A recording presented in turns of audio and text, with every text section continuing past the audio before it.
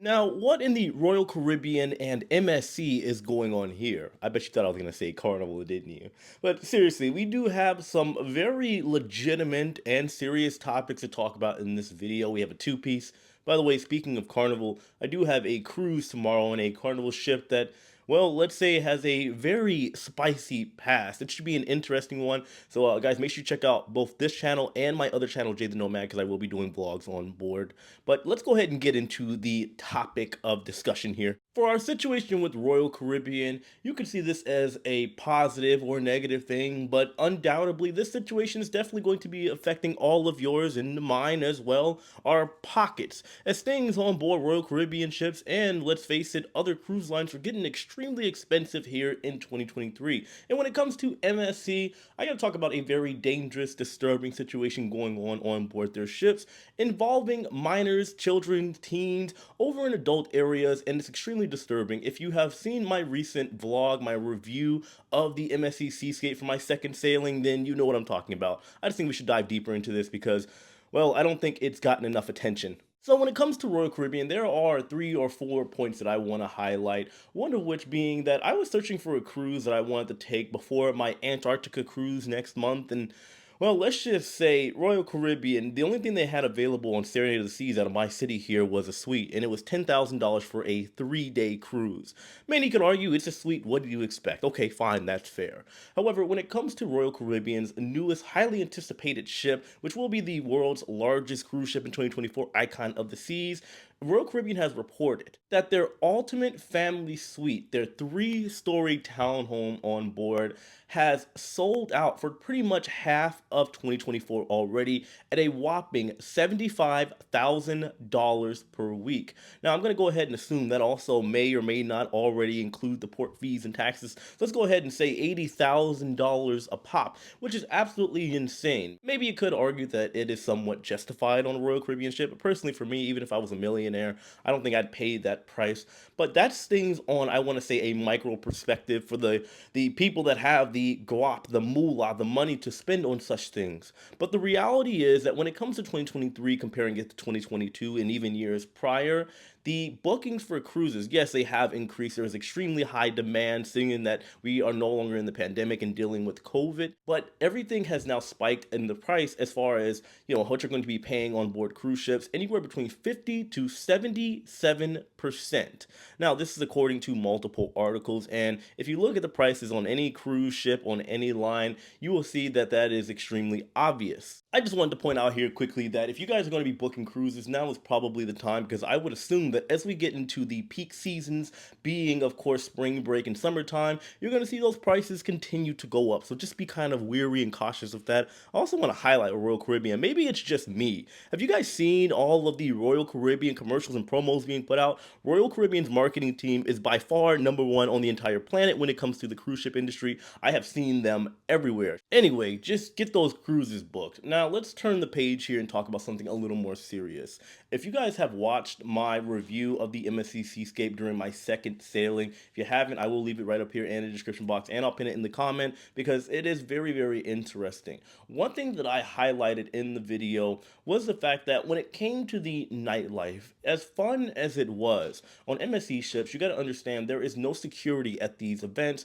aside from maybe at the white party and all the stuff that's happening on the top deck. When it comes to the nightclub, you may see security passing through every now and then. I didn't on this particular sailing, but my point is they are not waiting outside of the club that is supposed to be 18 and up in order for you to enter. However, there is no safeguard, and when you also look at the culture difference over in Italy, for example, which is not wrong in any way, shape, or form, but you're talking about an international environment, let alone a cruise ship where there are potentially creepy people out there, and with the things that I have seen, 16, 17-year-olds leaving with grown men, it does create a potential problem, in my personal opinion. Actually, to be fair, I take that back. It's not my opinion. I do believe this is definitely a problem, considering the situation as a whole. You see, the nightclub, they have this area called the cabaret that they turn into a nightclub area where there are plenty of drinks, people getting drunk, and well, making their moves in order for hopes of bed wrestling on board. Let's be honest, you've been on a cruise ship, you know what I'm talking about. It's definitely a thing.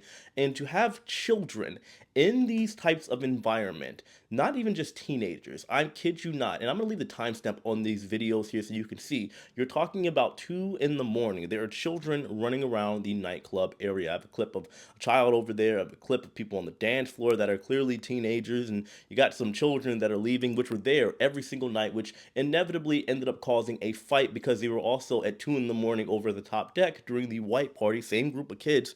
These are situations that nobody really should have to deal with on board a cruise ship. Many of you could argue, well, the parents can do what they want, this and that. I don't believe it's one of those situations because the reality is the cruise lines may not be able to tell parents what to do with their children. However, it is their job, in my opinion, for them to still enforce some type of leverage of rules. Why? Because should something happen, right? Let's say a drunk man is running around the nightclub, runs into the kid, knocks the kid over. Now the parent is getting mad. He fights the guy and then he blames the cruise line, tries to sue them. Well, now you got yourself a problem. I'm not saying that the man would win, but to go to court for something as stupid, something that could have been avoided altogether, such as this situation happening in a nightclub, I think it is fair to say that the cruise line should step in and do whatever is needed in order to, of course, avoid these situations altogether. By which I mean just simply have some security at the entrance to the nightclub. I think that's kind of common sense. By the way, I did see a comment or two about people asking why I didn't step in if I saw a grown man leaving with a 16 or 17-year-old.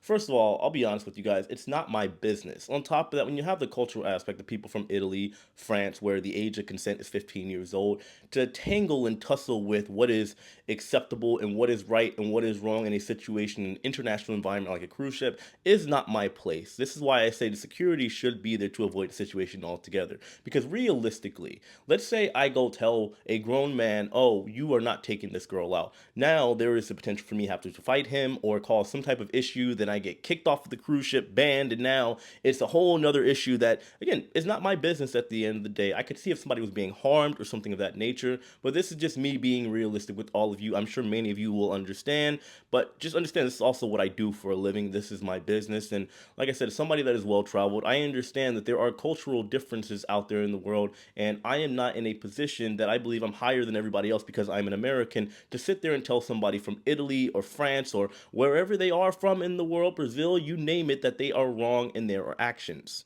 Anyway, I don't mean to beat the dead horse here. I just believe this is a very serious topic. This is not something that I believe that I'm being, let's say, a Karen about or just meddling with stuff that isn't my business. It's not something that I try to say, oh, well, the cruise lines need to do this and need to do that. I believe this is one of those situations that is potentially dangerous and will inevitably, at some point, if it hasn't already, end up in a situation that is problematic or dangerous to a minor. And it's not good. So I think most of you out there would side with me, but hey, who knows? This is a strange world. There's some strange people out there. But either way, let me know your thoughts on this in the comment section below. As usual, know that I love and appreciate every single one of you. And just keep in mind, this is not a reflection of MSC as a whole when it comes to their cruising division. I do think that overall MSC, they do offer a decent product at a very decent competitive price. And well, when you look at things like the Yacht Club and all this other stuff that they offer, it's kind of hard to beat in this market. But again, let me know your thoughts, guys. Hit that like button on your way out. Subscribe if you haven't already, and I'll see you later. Take it easy.